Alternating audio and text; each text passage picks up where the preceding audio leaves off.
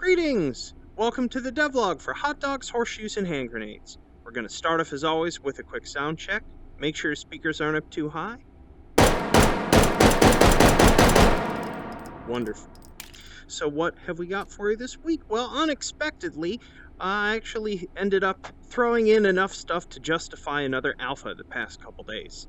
Got a little bored after my recovering from surgery for about a day doing next to nothing, and so I decided to finish up some stuff that I've actually been working on for a while from an implementation standpoint, most of which has been modeled by our good friend Stefan, who's done a bunch of the beautiful pieces that are in the game. And this set all came from sort of my request, largely for me, because I have a specific love of sort of World War I and World War II era pistol carbines.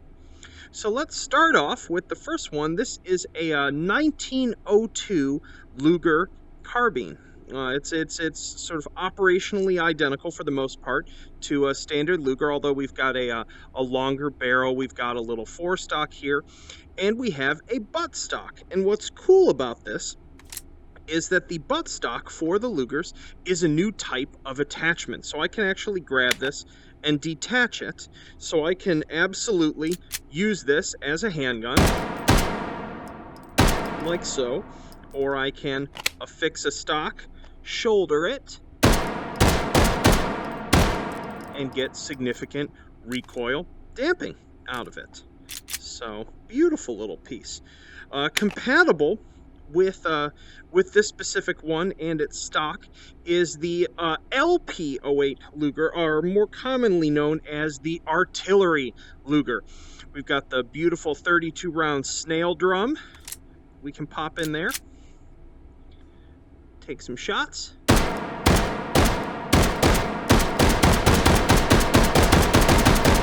Ooh. Tons of shots. There we go. And now we're empty. And as before, this is totally attachable and detachable. When these are eventually in the item spawner, you'll always have an option for which sort of stock you want to affix for them. Quite love them.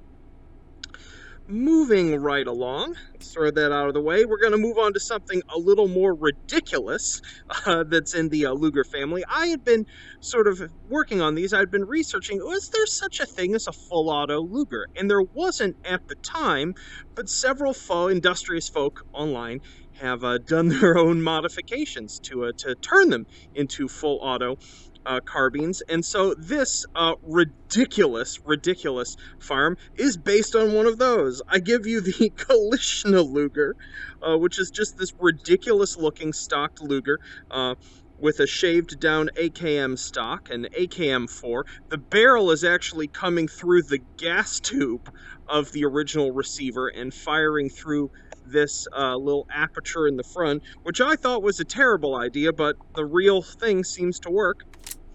And of course, because this is a toggle action, the fire rate on this is absolutely preposterous. Boom! That was 32 rounds. You can almost think of it as an old school Vector. Far too much fun. And so that is the ridiculous Luger family firearm that's been added. Let's do one more. So ridiculous. I love it. Love it. Throw that over there. Done with Luger magazines for now, I believe. Let's do some cleanup. All right, a little unexpected edit there. Anton misdragged some references before pushing this build. Anyway, as I was saying, the next family of pistol carbine that we're going to look at is stuff in the C96 Mauser camp. So this has sort of a couple different directions that things have gone in. The first is on the older side, which is we've got this beauty here. This is a Mauser trench carbine from about World War I. We've got a bunch of different sizes of magazines for it. We've actually got, thanks to Stefan making them all, 10, 20, 30, and 40 rounders. Let's pop that in there. And it's just like what you would expect from a C96, except shoulderable, longer barrel. Nice and stable firing platform. Beautiful. Pop that right out. Ah, I just love the lines of that so much. It is such a handsome piece. And then on the more sort of ridiculous end of the spectrum, we've got the M712, which right now is just locked into full auto. I don't really have a button left for a fire selector. I need to recode the safety switch there to also cycle the fire selector for handguns. Let's go ahead and just pop a 40 in there. And of course, this is as wild to control as one would expect. Ah, beautiful. Absolutely beautiful. I adore it. And then, lastly, in the C96 family, I don't know what the initial inspiration was. It might have been a picture posted in the Slack by something, but Stefan came up with this ridiculous piece that I modified just a little bit further with a rail mount. This is the Mauser Assault Carbine, as we have named it. It's got a fold-out stock like a Scorpion. It's got this large housing and wooden foregrip on the front of it. It is fully automatic as well, so we can just pop that in there. Actually get, nice stable firing platform with our stock. And of course, we could always mount a suppressor on it. Made this. This is from I believe a Czech gun called the Model 27. I just love how it looks, that like narrow part, and then the flare. And there you have it, your tactical Mauser Assault Carbine. Let's throw an optic on there just to complete the look. PK23. Perfect. Ridiculous. I love it. What's actually funny is if you take this sucker and you fold it down, just because of the way the stock, it's got some similarity to sort of the Fallout SMG. Beautiful. So that is in here now as well. Honestly, this is absolutely vying for a new favorite toy category. Moving on, what do we have next? All right, so the next thing we're going to talk about, which I'll do that with the MX4. The CX4 has been modified to no longer have this underrail, and I've added an MX4 carbine, which is very, very similar to it, that actually can fire full auto. I did this as I was re-implementing more rifles. Beautiful. But I'm pulling it out primarily to show that we have a new system as well. I ended up having some sudden inspiration in terms of how to make it work, but that's right, we now actually have attachable foregrips. Basically, they've been removed from any firearm that had one that was attached Picatinny style. You can now just affix them onto a rail, and the way they work is they become essentially an alternate grip point for the foregrip the gun already has. So if I grab this here, my hand will still move up to, in fact, I'm going to show my controller just so that you can see this. As we still need a valid grab point, and as you can see, that's pretty well lined up in terms of where our hand is. But we can come in and grab it. If we're holding down the trigger when grabbing it, we can still click down with the touchpad to pull it off. That's only if you begin the foregrip grab from the alternate grip. Oh. Actually, I'm gonna do that first. Beautiful. And we can even do some fun and funky things with this. So we can grab a rail adapter, like a canted rail, like so. Pop that on the side and give ourselves, let's grab this one, a sweet offset grip. There we go. So you now have a whole bunch more ways to decorate your various firearms, and honestly, just having an extra grab point can be really convenient, especially if it's out to the side and you've got a bunch of other stuff affixed to the firearm. We've also got one more suppressor here. This is actually the shroud for the Vector 45, and while I was taking its foregrip off, I was looking at it and just being like, this thing is so huge and long, I just had to actually turn it into a suppressor attachment, just because it looks so freaking sweet. Let's see. Empty. Beautiful. Gorgeous. Gorgeous! So that system is now in place.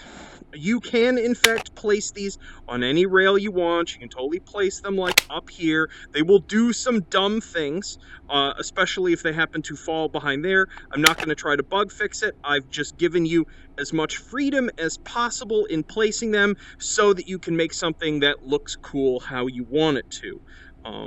So, yeah. What else? What else? I think that's all we need you for. Pop that down there. Moving right along, we've got some other firearms re-implemented. So the MOS 49 is now functional again. Personal favorite.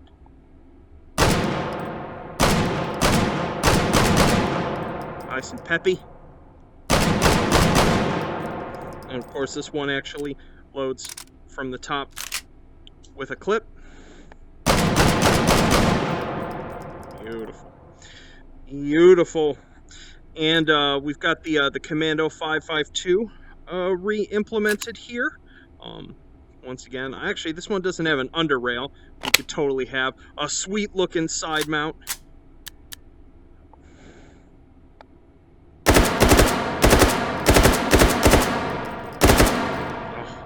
Gorgeous. I think this one...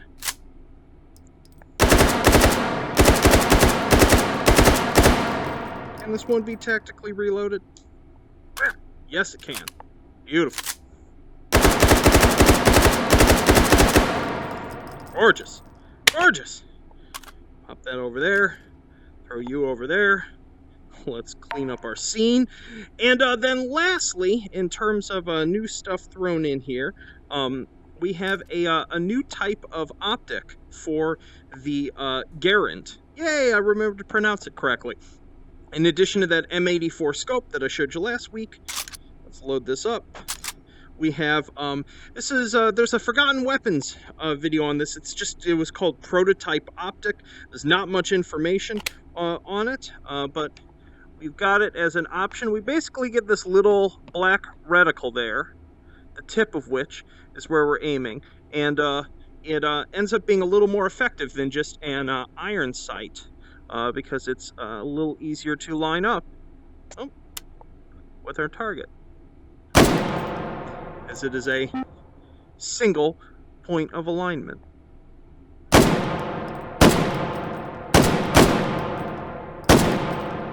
Beautiful. Yeah, hear that ping.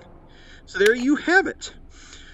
Cool, so let's go ahead and jump out of VR and talk about the other couple things that are in today's alpha.